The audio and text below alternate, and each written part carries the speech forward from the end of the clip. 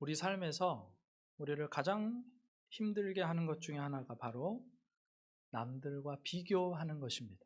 예. 우리는 잘 알아요. 비교하지 않고 비교할 필요 없이 내가 할 수 있는 것을 할 수 있는 만큼 하면 된다는 것을 우리는 잘 알고 있습니다. 그런데 어쩐 일인지 어떤 상황만 되면, 어떤 환경만 주어지면 무조건 반사적으로, 자동으로 비교가 돼요. 그 비교는 고통을 수반하죠. 비교해가지고 내가 좀 더 잘난 것 같으면 교만해지고, 내가 좀 더 못난 것 같으면 좌절하고 낙심하고, 거기서 그치는 게 아니라 미워하고 시기하고 질투하고, 그렇게 갚네요. 그러니까 교만과 시기, 질투 이런 것들은 같은 뿌리에서 나온 거예요. 근데 비교에 관한 재밌는 이야기가 하나 있는데, 비교해가지고 위로를 받는 케이스들도 있죠. 행복 연구자들이요, 올림픽 메달리스트들의 행복도를 한번 조사해 봤답니다. 결과가 뭐냐? 금메달리스트, 은메달리스트, 동메달리스트가 있는데, 여러분 같으면 어떤 사람이 가장 불행해 보이세요? 금메달? 그게 좀 이상한데, 금메달, 은메달, 동메달을 딴 사람 중에서 어느 사람이 가장 행복하지 않을까? 누굴까요? 잘 안 들려요. 네. 네. 은메달을 딴 사람이 가장 행복하지 않대요. 은메달리스트가 동메달리스트보다 덜 행복하대요. 왜 그럴까 봤더니 은메달리스트들은요, 마지막 경기에서 져요. 마지막 경기. 그 경기에서 내가 조금만 더 잘했더라면 금메달 딸 수 있었는데. 그러니까 위에 금메달 딴 사람을 보고 비교하는 거예요. 그러니까 힘이 빠지죠. 반면에 동메달리스트는 좀 다릅니다. 마지막 경기에서 승리했잖아요. 깜빡 실수했더라면 메달도 못 땄을 텐데 하면서 메달 못 딴 사람을 보고 안도하고 행복해하고 기뻐합니다. 그러니 그렇게 하향 비교를 하니까 동메달리스트의 행복감이 은메달리스트보다 높은 거예요. 그러니까 우리가 동메달리스트와 같이 하향 비교를 하지 않는 이상, 비교는요 늘 우리를 지치게 하고 힘들게 하고 좌절하게 하고 절망하게 하고 더 나아가서 시기하게 하고 그 다음에 분노하게 만든다는 것입니다. 그래서 우리는요 비교하지 말아야 돼요. 안 해야 되는 거 아는데 그래도 비교하지 말아야 돼요. 오늘 본문에 나오는 세례 요한의 제자들이요, 그 비교의 늪에 빠져버렸습니다. 호적거려요. 그도 그럴 게 이 유다 백성들이 가장 먼저 세례를 베푼 사람은요, 죄사함을 얻는 세례를 베푼 사람은 누구였죠? 세례 요한이었습니다. 그러니까 세례 요한이 원조예요. 원조 맛집. 그런데 어느 순간에 예수라는 사람이 와가지고 세례 요한에게 세례 받더니 그 예수님이요 갑자기 먼 곳도 아니고 아주 그 가까운 곳, 세례 요한이 세례 주는 것과 아주 가까운 그 유다 지역 어딘가에서 이제 세례를 주니까 상도덕에 어긋나요, 안 나요? 네. 아니 여기서 세례 받고 갔으면 좀 멀리 가서 하든지 왜 남의 그 구역에서 하냔 말이에요. 그래가지고 그것도 좋은데 뭐 그것까지는 괜찮은데 세례 요한의 제자들이 보니까 예수님의 규모가 점점점 커지기 시작해요. 사람들이 세례 요한에게 왔던, 자기 선생님에게 왔던 사람들이요 어느 순간부터 예수님께로 다 가기 시작합니다. 점점점 세례 요한 쪽은 사람이 줄어들어요. 그게 체감이 돼요. 이럴 수가 없는 거다. 이 제자들이요, 세례 요한의 제자들이 막 화를 냅니다. 자기들의 스승 세례 요한에게 호소하듯 불평을 늘어놓습니다. 오늘 본문 26절에 이렇게 나오잖아요. 랍비요, 선생님과 함께 그 강 저편에 있던 그 사람, 예수라는 사람, 그 선생님이 증언하시던 그 예수가 세례를 베풀매 사람들이 다 그쪽으로 갑니다. 우리한테 오던 사람들, 우리한테 와야 될 사람들이 다 그쪽으로 갑니다. 선생님, 우리 다 망했습니다. 저쪽으로 다 가요. 우리 망했어요. 아니 솔직히 그러면 안 되잖아요. 제자들이 그러는 거예요. 그렇게 세례 요한의 제자들이요 그들의 스승 세례 요한에게 말할 때 세례 요한은요 비교의 늪에 빠지지 않고 예수님을 시기하거나 질투하지 않고 오히려 그 상황을 인정하고 그 상황을 뛰어넘어서 승리하는 것을 보게 돼요. 어떻게 그럴 수가 있었을까?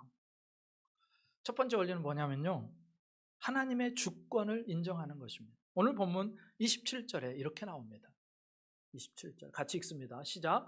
요한이 대답하여 이르되 만일 하늘에서 주신 바 아니면 사람이 아무것도 받을 수 없느니라. 아멘. 세례 요한의 대답이 뭐냐면요, 그거 다 하나님이 그렇게 하시는 거야. 그 전에 사람을 우리에게 보내셨던 분도 하나님이시고, 지금 예수님에게로 사람을 보내시는 분도 하나님이셔. 하나님이 하시는 거야. 근데 왜 말이 많아? 하나님의 주권을 인정하니까 세례 요한은요, 예수님과 비교하거나 예수님과 경쟁하거나 예수님을 시기하거나 제자들의 말에 휘둘리지 않습니다. 자신은 물론 예수님의 삶 속에서 하나님의 주권적인 손길을 본 거예요. 내가 그렇게 사람들이 내 앞에 많이 와서 내 앞에서 내 설교를 듣고 세례를 받는 그것도 하나님이 그때 나에게 보내주신 사람들이야. 지금은 하나님께서 예수님에게로 사람들을 보내고 있잖아. 아니, 하나님이 하시겠다는데 무슨 말이 많아? 하나님의 주권에 대한 인정에. 여러분, 하나님을 인정하는 사람은요, 하나님이 하신다 그러면 결코 왈가왈부하지 않습니다. 이 인식이 없으면요, 제자들처럼 반응한 게 당연하죠. 그 세례 요한의 제자들의 반응이 당연한 거예요. 아니, 우리가 원조 맛집인데 우리한테 배워가가지고 지금 그것도 가까운 곳에 가서 우리 사람들 다 끌고 가면 열 받아요, 안 받아요? 진짜 열 받죠. 비교가 되죠. 우리 망한 거예요. 아니, 저기로 사람들이 다 갑니다. 선생님, 우리 어떻게 합니까? 그런데 하나님의 주권을 인정하는 사람, 하나님이 하신 일이라고 하면요, 아무 할 말이 없는 거예요. 왜요? 하나님이 하셨기 때문에. 여러분, 우리 삶에서 하나님을 인정하고 하나님의 주권을 인정하는 순간 우리에게 일어나는 일이 있어요. 하나님이 하셨다 그러면 그냥 그것이 받아들여지는 은혜가 우리 가운데 있는 줄 믿습니다. 하나님이 하셨다 그러면요, 주님을 믿는 사람은요, 아, 그렇지, 주님이 하셨다면 그거면 된 거지. 그 안에 일어났던 모든 감정들이요, 그 주님의 주권 앞에 다 가라앉는 겁니다. 해소가 되는 거예요. 여러분, 요셉을 한번 생각해 보세요. 요셉이 30세의 나이에 애굽의 총리에 오릅니다. 위에 파라오 왕 한 명이 있고 그 밑에 다 자기 밑이에요. 총리에 올랐어요. 풍년 동안, 7년 풍년 동안 열심히 곡식을 거두어 드렸습니다. 그리고 저장했어요. 그리고 흉년이 났네요. 사람들이 몰려들기 시작합니다. 그 흉년 2년째 어느 날 갑자기 자기 형들이 와서 곡식을 팔고 있는 자기 앞에 양식을 구하면서 엎드려서 절합니다. 그때요, 요셉이 소스라치게 놀라요. 이 장면에서 오버랩되는 게 있습니다. 바로 총리에 오른 그 요셉이 17살의 나이에 꿈을 꿨어요. 여러분, 꿈은 내가 꾼다고 꾸어지는 게 아니고요, 요셉 같은 경우는요, 하나님이 꾸게 하시니까 그냥 꾼 거예요. 이게 무슨 꿈인지도 모르고. 자기가 묶은 단이요, 중앙에 있으면 형제들이 묶은 단이 그 자기의 묶은 단을 둘러서가지고 뺑 둘러서가지고 절하는 거예요. 자기한테 절하는 거예요. 해와 달과 11별들이요, 자기 별을 둘러싸고 절합니다. 이때는요, 무슨 꿈인지 몰랐어요. 그냥 얘기를 했어요. 그런데 바로 그 순간 요셉의 형제들이 와서 요셉 앞에 엎드리는 바로 그 순간, 그때 꿈과 바로 이 사건이 오버랩되는 거예요. 무슨 뜻이냐? 그때 요셉은요, 아무런 영문도 몰랐어요. 무슨 뜻인지도 모르고 꿈을 꿨어요. 그런데 그 꿈이 정확히 22년 후에 애굽에서의 일을 그대로 보여주는 꿈이었다는 데서 요셉이요, 소스라치게 놀랍니다. 그동안 얼마나 요셉이 마음고생이 심했나 한번 생각해 보세요. 형들이 나를 팔았어요. 이거는요, 씻을 수 없는 일이에요. 씻을 수 없는 일. 그 분노, 그 원수 어떻게 있습니까? 보디발의 집에서 숱한 고생을 합니다. 근데 보디발의 아내가 자기를 무고해가지고요, 감옥에 넣어버려요. 얼마나 억울합니까? 술 맡은 관원장은요, 내가 나를 좀 기억해달라고 그랬더니 무려 2년씩이나 잊어버리고 나를 그냥 방치했어요. 그리고 바로 앞에 서서 총리가 됐고 7년 동안, 풍년 동안 곡식을 저장했고 이제 흉년 2년 차에 드디어 형님들을 만난 거예요. 어떻게 해요? 하나님이 보여주신 그 꿈대로 형들이 내 앞에 와서 절하는 거예요. 그러니까 요셉이 그때 딱 이해가 되는 거죠. 아, 지금까지 내가 걸어온 모든 과정들이, 내가 숱하게 고생하고 어려움을 겪고 했던 그 모든 과정들이 지금 이 순간을 위해서 줄기차게 열심히 일해오신 하나님의 섭리에, 하나님의 인도하심의 결과였구나, 그것을 깨닫는 것입니다. 22년 전에 내가 17살의 나이에 하나님 그 꿈을 꾸게 하신 것은 이때를 위함이고, 그리고 내가 총리에 올라서 이렇게 곡식을 나눠줄 수 있도록 하나님이 형들을 통해서 나를 파시고, 그리고 보디발의 집에서 노예살이 하게 하시고, 감옥에 들어가서 그 애굽의 유리한 정치인들을 만나고, 그리고 내가 때가 되었을 때 하나님이 나를 총리로 세우셨구나, 하나님이 하셨구나.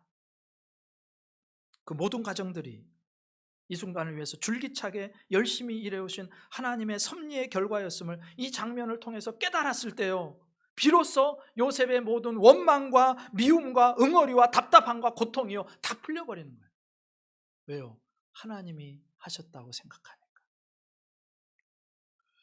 거기에는 어떤 피해자나 가해자도 없고요, 이 흉년의 때를 미리 보시고 이때 수많은 사람을 살리기 위해서 나를 이곳까지 인도하신 하나님의 손길만 보이는 것입니다. 그게 요셉의 마음을 확 사로잡아 버린 거예요. 그래서 요셉이요, 나중에 형님들에게 어떻게 고백하는지 아세요? 창세기 45장 8절에 이렇게 고백합니다. 그런즉 나를 이리로 보낸 이는 당신들이 아니요 하나님이시라. 아멘입니까? 하나님이 보내셨다는, 하나님이 나를 바로에게 아버지로 삼으시고 그 온 집의 주로 삼으시며 애굽 온 땅의 통치자로 삼으셨나이다. 아멘. 이 모든 일들은요, 형님들이 잘못해서 그냥 내가 이쪽에 어쩌다 온 게 아니라 하나님께서 이때를 계획하시고 나를 이곳에 먼저 보내셨습니다. 하나님이 하신 일입니다. 자기의 모든 인생 여정 가운데서 하나님의 주권, 하나님의 인도, 하나님의 섭리를 발견하고요, 그 앞에서 요셉이 항복하는 거예요. 하나님이 하셨군요. 그러니까요, 형들에 대한 분노가요 순식간에 사라져버려요. 그 미움이요, 그 절망들이요 한순간에 사르르 눈 녹듯이 사라지는 것입니다. 여러분, 우리에게 하나님께서 우리 인생을 하나님이 그렇게 주권적으로 인도하신다는 것을 고백한다면, 때로 어려울 수 있죠. 때로 힘들 수 있죠. 고달플 수 있죠. 근데 하나님이 나를 예수 사람으로 만들어 가시고 하나님 나라의 백성으로 만들어 가시는 일에 나를 그렇게 하고 계신다는 생각을 하면요, 우리는 그 어떤 순간에도 하나님을 바라보며 찬송하게 되는 줄 믿습니다. 하나님의 주권을 인정하는 것, 주권, 하나님의 주권. 여러분, 하나님의 주권을 인정하는 사람은요, 하나님 멈추라, 쉬어라 하면 더 행복할 것 같아요. 지금까지 열심히 달려왔는데, 밤잠 자지 못하고 열심히 일하며 지금까지 여태까지 달려왔는데, 얘야 너 이제 그만해도 되겠다, 고생했다, 이제 바통을 넘겨라, 그러면요 얼마나 편안하겠어요. 여러분, 그 안목이 있으니 세례요한은요 시기나 질투, 원망, 미움, 분노 대신에 담담하게 주님을 인정하고 그분을 경배할 수 있었다는 것입니다. 사도 바울이요 그 마지막에 이런 고백을 해요. 디모데후서 4장 7절에서 8절에 나는 선한 싸움을 싸우고 나의 달려갈 길을 마치고 믿음을 지켰으니 이제로는 나를 위하여 의의 면류관이 예비되었으므로 주 곧 의로우신 재판장이 그날에 내게 주실 것이며 내게만 아니라 주의 나타나심을 사모하는 모든 자에게도니라. 바울도요 자기의 삶에 주권적으로 역사하시는 주님 때문에 여기까지 온 것을 알아요. 이제 그 하나님께서 나를 자유롭게 하실 때가 왔다는 사실을 압니다. 내가 얼마 있지 않으면 순교하게 될 거를 알아요. 달려오게 하신 하나님이 마치게 하시니 너무너무 감사한 거예요. 바울은 내가 순교의 자리에 있게 되니 너무너무 감사한 거예요. 이제 내 수고를 그치게 됩니다. 내게는 이제 하나님께서 주실 의의 면류관이 기다리고 있습니다. 그럼 세례 요한도 그런 마음 아니었을까요? 나의 나됨이, 그리고 예수님됨이 모두 하나님의 손길에 있음을 알았고, 그 하나님의 주권적인 손 안에서 세례 요한은요 그것을 인정하고 비교하지 않고 좌절하지 않고 시기하지 않고 질투하지 않고 그 순간을 이겨낸 줄 믿으시기 바랍니다. 첫 번째 뭐냐? 하나님의 주권을 인정하면 시기심과 질투를 이길 수 있게 된다는 거예요. 두 번째 원리는 뭐냐? 사명을 알고 정체성이 확실하면 비교하지 않고 시기 질투하지 않을 수 있습니다.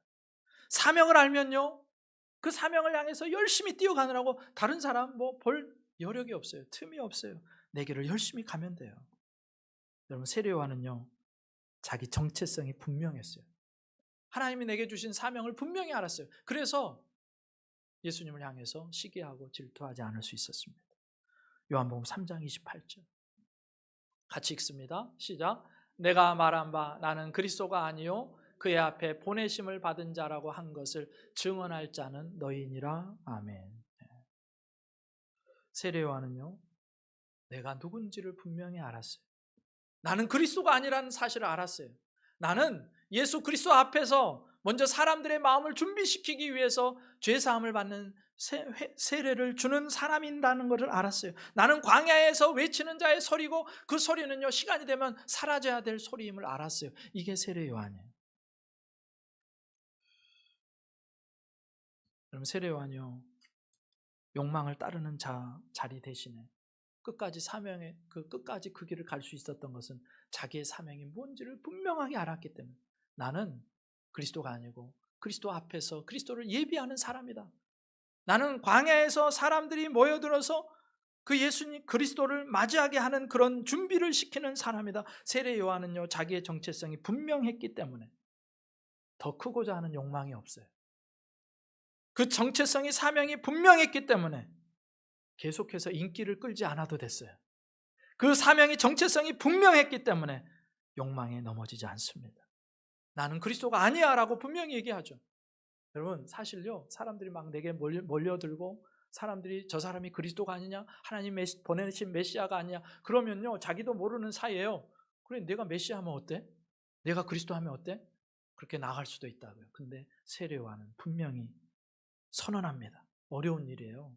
인기가 올라가고요, 사람들이 나를 따르는데요, 그 리더십이 든든하게 세워지는데 나는 그리스도가 아니라 그렇게 말하는 건 너무너무 힘든 일이에요. 그런데 자기의 사명, 자기의 정체성을 분명히 알기 때문에 세례 요한은 끝까지 그 길을 걷는 거예요. 여러분, 초대교회에요, 쌍벽을 이루는 두 유명한 사도가 있습니다. 바로 사도 베드로와 사도 바울입니다. 사도행전을 보면요, 그 두 사람의 행적이 아주 집중적으로 나와 있어요. 앞부분은 베드로가 집중적으로 나와 있어서 앞부분을 베드로 행전 그러고요, 뒷부분에는 바울의 행적이 집중적으로 나와 있어서 바울 행전이라 그럽니다. 베드로 행전, 바울 행전. 그런데 이 정도 막상막하면요, 서로 싸울 것 같잖아요. 시기할 것 같잖아요. 내가 잘났니, 네가 잘났니 할 것 같잖아요. 근데 두 사람이 경쟁하지 않아요. 그 비결이 뭐냐? 갈라디아서 2장 7절부터 9절에 기록된 바울의 말입니다. 도리어 그들은 내가 무할례자에게 복음 전함을 맡은 것이 베드로가 할례자에게 맡음과 같은 것을 보았고, 베드로에게 역사하사 그를 할례자의 사도로 삼으시니가 또한 내게 역사하사 나를 이방인의 사도로 삼으셨느니라. 또 기둥같이 여기는 야고보와 게바와 요한도 내게 주신 은혜를 알므로 나와 바나바에게 친교의 악수를 하였으니 우리는 이방인에게로 그들은 할례자에게로 가게 하려 함이라. 아멘. 바울과 베드로가 경쟁하지 않을 수 있었던 이유가 뭐냐? 두 사람은요, 내게 맡겨주신 사명이 무엇인지를 분명하게 알았어요. 베드로는요, 나는 할례자에게, 유대인들에게 복음 전할 사명을 받았다는 걸 알아요. 사도 바울은요, 나는 이방인들에게, 할례받지 못한 사람들에게 복음 전하는 사명을 받았다는 걸 알아요. 그래서 충돌하지 않습니다. 베드로는 할례자를 중심으로, 바울은 무할례자를 중심으로 그렇게 보냄을 받는 거기 때문에. 고린도전서에서요, 바울이 또 그런 얘기를 해요. 고린도전서 3장 5절부터 9절. 그런즉 아볼로는 무엇이며 바울은 무엇이냐? 그들은 주께서 각각 주신 대로 너희로 하여금 믿게 한 사역자들이니라. 나는 심었고 아볼로는 물을 주었으되 오직 하나님께서 자라나게 하셨나니. 그런즉 심는 이나 물 주는 이는 아무것도 아니로되 오직 자라게 하시는 이는 하나님뿐이니라. 심는 이와 물 주는 이는 한 가지이나 각각 자기가 일한 대로 자기의 상을 받으리라. 우리는 하나님의 동역자들이요 너희는 하나님의 밭이요 하나님의 집이니라. 여기 사도 바울이 뭐라 그래요? 하나님의 집에는 심는 사람도 있고 물 주는 사람도 있고 잡초를 제거하는 사람도 있고 거둬들이는 사람도 있다는 거예요. 각자에게 하나님께서 맡겨주신 역할이, 사명이 다르다. 그것 가지고 경쟁하면 안 된다. 그리고 하나님께서는 각자가 일한 대로 상을 베푸실 것이다. 그러니요, 바울은요, 다른 사람과 경쟁하고, 그래서 나보다 잘난 것 같으면 미워하고 질투하고, 나보다 못난 것 같으면 교만해지고 그러지 않습니다. 그 대신에 자기에게 맡겨주신 일에 충성하는 거예요. 19세기 말에 영국의 런던에는요, 3명의 유명한 목사님이 있었다 그래요. 뉴 파크 스트리트 교회 찰스 스펄전 목사님, 들어보셨죠? 웨스트민스터 교회 캠벨 몰간 목사님, 그리고 그리스도 교회 프레드릭 마이어 목사님. 이분들이요, 섬기는 교회가요, 놀라운 부흥을 경험하고 있었어요. 그런데 이 세 사람 가운데 교세 면에서나 그 다음에 일반적인 평가에서 그 영향력이 뒤지는 분이 누구였냐? 바로 그리스도 교회 프레드릭 마이어 목사님이었습니다. 마이어 목사님. 그러니까 찰스 스펄전, 그 다음에 캠벨 몰간 목사님은 상대적으로 잘 나가요. 교회가 엄청 커요. 그런데 마이어 목사님 교회는요, 상대적으로 작아요. 그러다 보니까 이 마이어 목사님의 마음속에는요, 자기도 모르는 사이에 열등의식이 싹트기 시작합니다. 나는 스펄전 목사님만큼 설교를 못하고, 나는 몰간 목사님처럼 카리스마적으로 권위 있는 목회도 못하는구나, 이런 생각이 마음에 계속 생기면서 그 2명의 목사님에 대해서 시기하기 시작합니다. 질투하기 시작해요. 그러면서도 마음 한편 또 불편하죠. 그런 마음 있잖아요.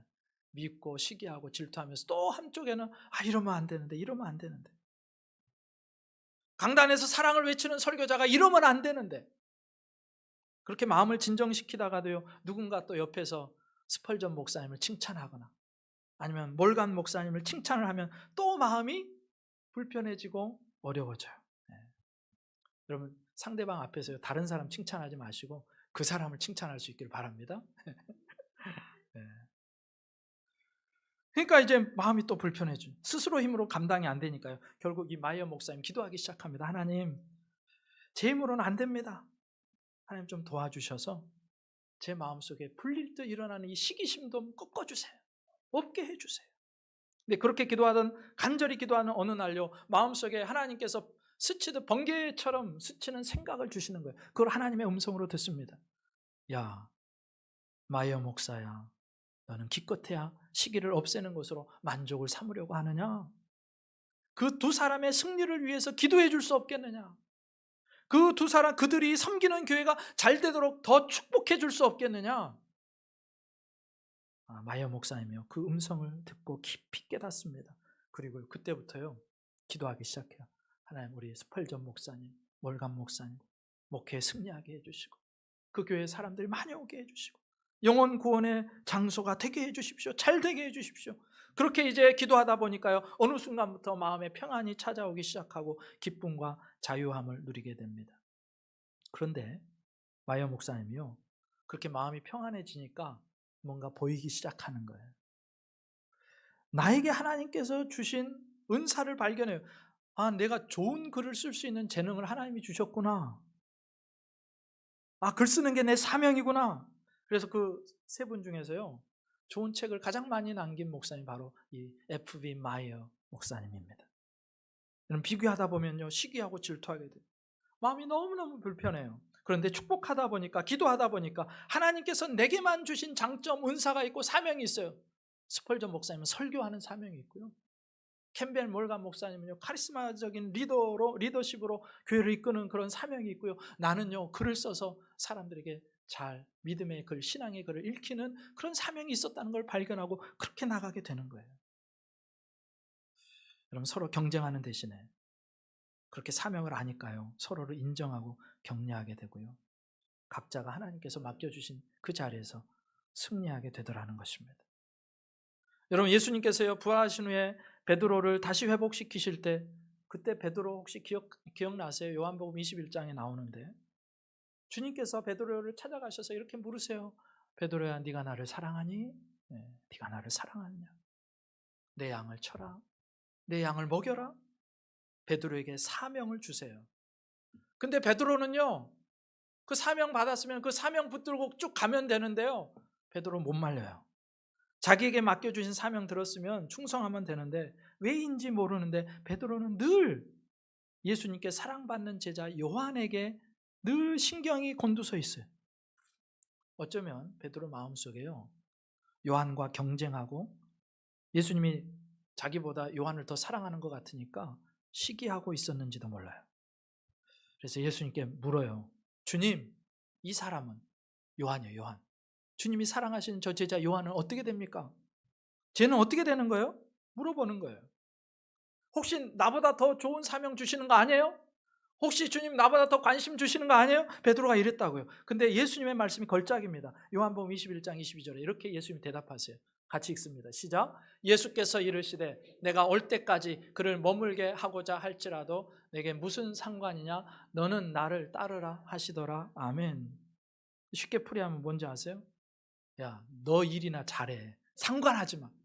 요한이 어떻게 살든 그 사명을, 어떤 사명을 주든 너는 상관하지 말고 내가 너한테 준 사명 그거 이루고 살면 돼. 주님이 그렇게 말씀하시는 거예요.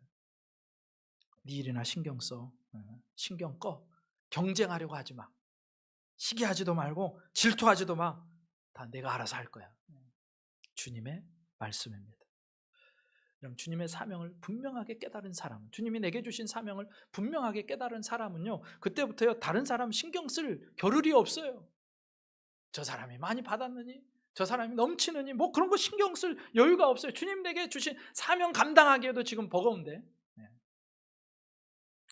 저와 여러분은 옆 사람 너무 신경 쓰지 않기를 축복합니다. 사랑하지 말라는 말이 아니고요, 관심 갖지 말라는 말이 아니고, 주님 내게 주신 사명에 충실하면 된다는 거예요. 너무 부러워도 마시고 시기하고 질투하지도 마시고 또 교만해서 또 깔보지도 마시고. 그래서 어떻게 하면 시기심과 질투를 이기느냐? 주님이 내게 주신 사명이 분명할 때, 내 정체성이 분명할 때 이기게 되는 줄 믿습니다. 세 번째, 전혀 다른 종류의 기쁨이 있다는 걸 알면 시기심과 질투를 이길 수 있어요. 근데 그 기쁨이 뭐냐? 요한복음 3장 29절에 이렇게 나옵니다. 신부를 취하는 자는 신랑이나 서서 신랑의 음성을 듣는 친구가, 이 친구가 들러리예요. 들러리가 크게 기뻐하나니 나는 이러한 기쁨으로 충만하였노라. 오늘 세례 요한이 말하는 또 다른 종류의 기쁨이 있답니다. 내가 주인공이 안 돼도 또 다른 종류의 기쁨이 있대요. 신랑을 보고 기뻐하는 들러리의 기쁨이 있대요. 여러분, 결혼식장에서요, 신랑의 기쁨이 나의 기쁨이라고 세례 요한은 고백해요. 신랑만 기쁘면 된다는 거예요. 그러면 나도 그 신랑 때문에 나도 기뻐한다. 예수님이 기뻐하시면 나는 그 예수님 때문에 나는 정말 기쁘다. 그것을 안 사람이 세례 요한이었습니다. 근데 우리 죄성은요, 꼭 우리가 중심에 서기를 원해요.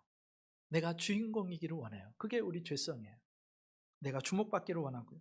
들러리 별로 안 좋아요. 나는 주인공 됐으면 좋겠어요. 그게 인간의 마음입니다. 그게 우리들의 모습이에요. 그럼 결혼식장에 가면 암묵적인 룰이 있죠. 뭐냐? 신부 친구들은요, 절대로 아름다운 드레스, 예쁜 드레스를 입고 가면 안 됩니다. 왜 그래요? 예쁜 드레스는 신부만 입는 거예요. 그날 주인공은 신부예요. 그러니까 자기가 뭐 신부 친구라고 해가지고 예쁘게 단장하고 가면요, 신부가 누군지 착각하잖아요. 신부가 빛나야 되는 시간인데 그러면 안 되는 거예요. 단체 사진 찍을 때도요, 신부 옆에는요 되도록 어떤 사람? 안 튀는 사람. 이런 표현이 좀 죄송하지만 좀 덜 생긴 사람이 신부 옆에 있어가지고 신부가 돋보이게 해줘야 되는 거예요. 그러나 신부가 주인공인 거예요. 여러분, 신랑 친구들이요 멋지게 꾸미고요 턱시도 입고 가면 안 됩니다. 그날 주인공 신랑이거든요. 요즘 돌잔치도요 잘하지 않습니다만, 돌잔치한테 우리 아기 있다고 돌이 된 아이보다 더 고운 한복을 입혀가지고 가면 주목을 다 그 아이가 받으면 그러면 안 되는 거예요. 꼭 주책 없는 친구들이 자기 아이를 더 이쁘게 꾸며가지고 눈칫밥을 먹입니다. 결국 누가 주인공이냐는 거예요. 여러분, 우리는 예수님만 우리의 주인공이 되시면 그것으로 충분한 줄 믿습니다. 예수님이 기뻐하시면 그게 내 기쁨인 거예요. 세상은 모르죠. 세상은요 자기가 주인공이 돼야 기쁜 거예요. 들러리는 들러리지, 무슨 들러리가 기뻐. 아니요, 하나님 나라에서는요 주인공이 아니라 들러리로만 서도 기쁨인 줄 믿습니다. 얼마 전에 어떤 목사님이 제게 그런 얘기를 해요. 자기가 그런 기도를 했대요. 자꾸 나는 뭐 다른 사람 옆에서 자꾸 배경만 되는 것 같더래요. 내가 주인공 되고 싶은데. 그래서 하나님께 이렇게 기도했다면, 하나님, 왜 저는 맨날 배경만 됩니까? 이제 다른 사람의 배경이나 되는 그런 인생 안 되게 해주세요. 내가 주인공 되게 해주세요. 그런데 어느 순간 깨달음이 왔대요. 회개했대요. 야, 배경이면 어때? 하나님이 영광 받으시면 되지. 네. 배경이면 어때? 하나님이 영광 받으시면 되지. 주님이 기뻐하시면 되지. 여러분, 그 들러리의 기쁨이 저와 여러분의 기쁨 되시기를 주님의 이름으로 축복합니다. 네. 신랑이 기쁘면 들러리도 기뻐요. 예수님이 기쁘면 나도 기뻐요. 예수님의 기쁨이 나의 기쁨이 되는 것입니다. 그러면 왜 세상은요, 이 들러리의 기쁨을 모를까? 왜 믿는다고 하는 사람들도, 성도들 중에도 이 들러리의 기쁨을 모를까? 그거는요, 우리 안에 예수님이 왜 돌아가셨는지, 왜 십자가를 지셨는지, 우리 삶에 누가 중심이어야 되고 누가 주인공인지를 알지 못하기 때문에 그렇게 섭섭한 거예요. 로마서 14장 7절부터 9절에 이렇게 나옵니다. 우리 중에 누구든지 모든 사람을 다 뜻하는 거예요. 누구든지 자기를 위하여 사는 자가 없고 자기를 위하여 죽는 자도 없도다. 너 주인공 아니라는 거예요. 우리가 살아도 누구를 위하여? 주를 위하여 살고 죽어도 주를 위하여 죽나니 그러므로 사나 죽으나 우리가 주의 것이로다. 아멘입니까? 이를 위하여 그리스도께서 죽었다가 다시 살아나셨으니 곧 죽은 자와 산 자의 주가 되려 하심이라. 아멘. 여러분, 우리는요 주인공이 아니래요. 우리는요 우리 자신을 위해서 살고 우리 자신을 위해서 죽는 존재가 아니래요. 그럼 뭐예요? 살아도 주님을 위해서, 죽어도 주님을 위해서, 주님을 주인공으로 모시고 들러리의 기쁨으로 사는 존재라는 것입니다. 근데 우리의 문제는 뭐예요? 주인공 의식이에요. 센터 본능이 있어요. 우리한테는 늘 가운데로 가고 싶은 거예요. 아닙니다. 예수님께서 우리를 위해서 죽으시고 부활하신 이유, 십자가 지신 이유가 뭐냐? 우리 모든 인생들의 주인이 되시기 위해서. 여러분, 예수님의 십자가는요 오직 예수님만 우리 인생의 주인공이셔야 하고 우리는 들러리여야 함을 보여줍니다. 사도 바울을 보세요. 빌립보서를 보면요 사도 바울이 감옥에 갇힙니다. 근데 감옥에 갇혔는데요, 사도 바울이 감옥에 갇힌 걸 너무 고소해하는 사람들이 많아요. 뒤에서 손뼉치는 사람이 많아요. 앞에서는 안 됐다, 힘들겠다 그러면 뒤에서는 막 손뼉치고 난리가 났어요. 왜 그랬을까? 사도 바울을 시기 질투한 거예요. 사람들이 다 사도 바울, 위대한 사도 바울 하니까요, 그게 너무 싫은 거죠, 이 사람들은. 그런데 어느 날 사도 바울이 감옥 갔다니까 그게 너무 좋은 거예요. 야, 잘 됐다. 그 인간 감옥에 들어가서 잘 됐다. 이제야말로 내 힘을 보일 때구나. 내가 열심히 예수를 전해야지. 빌립보서 1장 15절부터 18절에 그 이야기를 이렇게 씁니다. 어떤 이들은 투기와 분쟁으로, 이 마음. 어떤 이들은 착한 뜻으로 그리스도를 전파하니 이들은 내가 복음을 변증하기 위하여 세우심을 받은 줄 알고 사랑으로 하나 그들은 나의 매임에 괴로움을 더하게 할 줄로 생각하여 순수하지 못하게 다툼으로 그리스도를 전파하느니라. 그러면 무엇이냐? 거칠애로 하나 참으로 하나 무슨 방도로 하든지 전파되는 것은 그리스도니 이로써 나는 기뻐하고 또한 기뻐하리라. 여러분, 사도 바울은요 감옥에 갇혀서도요 이제 내가 주인공의 자리에 밀려났어요. 사람들이 박수 받는 자리에 밀려났어요. 그리고 사람들이 나를 막 해코지 하려고 그러고 내가 안 되는 걸 더 박수치고 좋아해요. 감옥에 갇혔고 그것을 고소해하는 사람들. 그런데 이렇게 하나 저렇게 하나 전파되는 분은 그리스도니 나는 그것으로 충분히 기쁘다. 만족한다. 나는 예수님과 경쟁하는 그런 경쟁 관계가 아니고 예수님을 전하는 사명을 받았기에 주님이 전파되는 것 외에는 나에게 더 큰 기쁨이 없다. 나는 들러리처럼 신랑이 전파되고 신랑이 높아지면 나는 그것으로 충분히 기쁘다. 이렇게 고백하는 것입니다. 여러분, 우리가 어떻게 시기하지 않고 미워하지 않고 그것들을 이길 수 있는 비결이 뭔지 아세요? 내가 주인공 되려고 안 하기만 하면 됩니다. 주님이 주인공이 되시고 혹시 내가 배경이 돼서라도 다른 이들이 빛나고 다른 이들이 예수를 알게 되고 다른 이들이 예수를 믿게 되고 예수님이 높아지시면 나는 그것으로 충분히 기쁩니다. 그 들러리의 기쁨이 저와 여러분의 있기를 주님의 이름으로 축복합니다. 네. 마지막 네 번째, 어떻게 하면 시기심과 질투를 이기느냐? 주님만 흥하시면 된다는 그 생각, 그걸 가지면 돼요. 오늘 요한복음 3장 30절에 이렇게 세례 요한이 고백합니다. 같이 읽습니다. 시작. 그는 흥하여야 하겠고 나는 쇠하여야 하리라 하니라. 아멘. 예. 우리가 어떻게 시기심과 경쟁 의식을 이기고 승리할 수 있을까요? 주님은 흥하여야 하겠고 나는 쇠하여야 하리라. 그 의식이에요. 주님은요 흥하시면 되고 나는 쇠하면 된다. 그런 뜻입니다. 여러분 근데 우리는 그렇게 생각하지 않잖아요. 주님도 흥하셔야 되고 나도 흥하면 좋겠습니다. 이 우리 생각이에요. 왜 그럴까? 여러 가지 이유가 있겠지만 내가 쇠하여지고 없어지는 것 같으면 그게 망한 거라고 생각하기 때문에 그래요. 그런데 정말 그럴까요? 우리 성도들이 늘 기억해야 되는 게 있습니다. 내가 없어지고 내가 쇠해지고 내가 죽어지고 그리고 그 안에 내 주님이 내 안에 살아 역사하시면 내가 진짜 내가 되고 진짜 존귀한 존재가 되는 줄 믿으시기 바랍니다. 그럼 내 옛사람이 시퍼렇게 살아있고 주님이 내 안에 사시지 않으면요 그거야말로 망할 존재죠. 사도 바울이 그런 고백을 해요. 9절 한번 보여주세요. 또한 모든 것을 해로 여김은 내 주 그리스도 예수를 아는 지식이 가장 고상하기 때문이라. 내가 그를 위하여 모든 것을 잃어버리고 배설물로 여김은 그리스도를 얻고 그 안에서 발견되려 함이니. 그렇게 나옵니다. 왜 이런 고백을 해요? 내가 죽고 주 안에 있었더니 세상이 그렇게 즐거워하고 좋아하던 명예, 인기, 성공 그런 것들이요 다 배설물처럼 보이더란 얘기예요.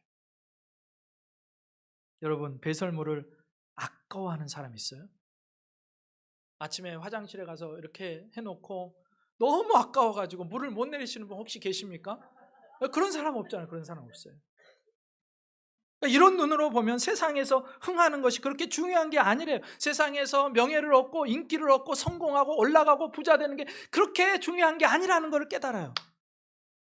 사도 바울은요 그게 다 똥이래요. 똥. 배설물이래요. 그래서 주님을 붙잡고 주님의 상급을 바라보며 달려가는 거예요. 하늘에 상급이 있기 때문에. 세례 요한이 왜 그렇게 나는 쇠하여야 하고 그분은 흥하여야 한다고 그렇게 말하는 걸까? 이게 사도 바울의 마음이에요. 세상의 평가, 세상의 성공, 세상의 인기, 세상의 명예, 세상의 물질 그것이 내가 예수님 안으로 쭉 들어갔더니 예수님을 내 안에 모셨더니 그게 별거 아닌 것처럼 느껴지는 거예요. 진짜를 보게 된 거예요. 진짜를. 썩어지고 불타지고 없어질 것들이 보이는 게 아니라 그것은 이제 똥으로 보이고 하늘의 영광이 주님 안에 있는 것이 내게 그 어떤 것보다 큰 보배롭다는 것이 보배로운 선물이라는 게 보여지기 시작합니다. 그래서 나는 예수님 안에서 내가 발견되기를 원한다는 거예요. 나는 없어지고 나는 초라해지고 나는 죽어도 예수님이 내 안에 사시면 그것으로 충분하다 그런 고백입니다. 여러분 세상에서는요 내가 망하고 없어지면 망하고 없어졌다고 생각하지만 하나님 나라의 셈법은 달라요. 내가 죽고 내가 없어지면 내 삶에 주님이 온전히 역사하실 수 있는 것입니다. 세상의 평가는요 너 망했으라고 할지 모르지만 하나님의 평가는 너 잘했다예요. 잘했다. 여러분 세상의 평가가 아니라 하나님의 평가를 바라보고 뛰어가시는 저와 여러분 되시기를 주님의 이름으로 축복합니다. 세례 요한은요 세상의 평가가 두렵지 않아요. 쟤 망했대. 한참 잘 나가더니 폭삭 주저앉았대. 예수라는 사람한테 사람들이 다 가. 이제 인기고 명성이고 뭐 다 없어졌어. 아성이 무너진 거야. 그런데 하나님의 평가는 뭔지 아세요? 여자의 태중에 난 자 중에 저보다 큰 자가 없다는 거예요. 여러분 하나님의 평가를 진짜로 가치 있게 여기는 사람은요 세상의 평가에 휘둘리지 않습니다. 선생님 우리에게 올 사람들이 다 저기로 가. 우리 망했어요. 그러면 어떠냐? 하나님이 하시는 건데. 그러면 어떠냐? 그게 뭐 대단하다고 나는 주님이 내게 맡겨주신 사명 감당하고 나는 없어지면 되는 거야. 나는 소리야. 소리는 허공 속에 들렸다가 없어지는 겁니다. 여러분 하나님의 성적표, 하나님이 우리에게 매기는 성적표와 세상이 우리에게 매겨주는 성적표가 다르다는 걸 아셔야 돼요. 예전에 유명한 간증이 있잖아요. 현 권사님. 실명은 얘기하지 않겠습니다. 현 권사님이란 분이 죽어서 천국에 갔어요. 이분이요 살아계실 때 수많은 병자들을 고쳐요.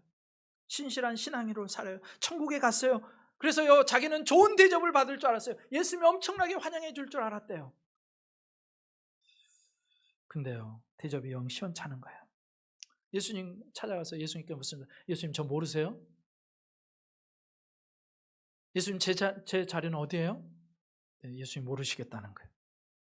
아니, 왜 예수님 저를 모르십니까? 제가 그 세상에 있을 때 주의 이름으로 병든 자 많이 고치고 기적도 행하고 이런 일 저런 일을 하고 교회도 세우고 이렇게 하고 왔는데 예수님 왜 저를 모르신다고 하세요?